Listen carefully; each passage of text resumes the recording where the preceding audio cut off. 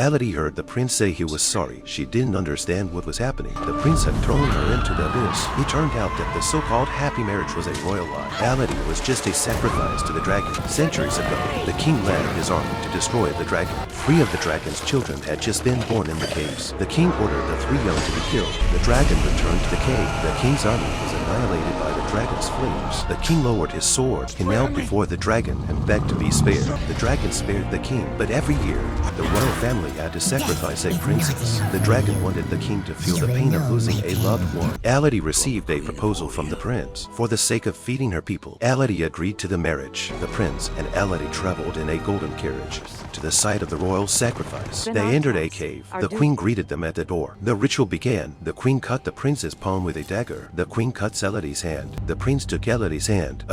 Elodie had the blood of the royal family in his veins. The prince carried Elodie and threw Elodie into the abyss. Elodie finally found a way out of the cave. The walls were covered with crystals. Elodie touched the crystals with her hand. The crystals were sharp. To stay alive, she had to crawl out. Elodie picks up a crown on the floor. Looks like someone's climbed out of here before. Elodie pulls her dress into strips. She wrapped it around her hands and feet. She uses the crown to hang onto the crystals above. She puts her feet on the crystals below and crawls. Elodie is getting closer to the exit. The dragon stares at her from the bottom of the cave. One of the upper crystals breaks. Elodie falls. The dragon's mouth grows wide as he waits for Elodie to fall in. Elodie hangs onto the other crystal with her crown. The dragon called out Elodie's name. Elodie looked back. She continued to climb. Finally, she's out of the hole. The exit was just ahead. Elodie heads for the exit. Suddenly, Elodie stopped. There's a cliff below the exit. There's no way out. Elodie wept in despair. Down the hill came from men on horseback. Elodie saw hope again. She cried out for help. The distance was too great.